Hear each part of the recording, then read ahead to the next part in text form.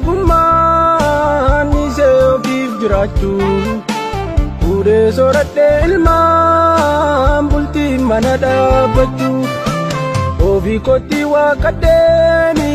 jibjoor halkaniif guyyaa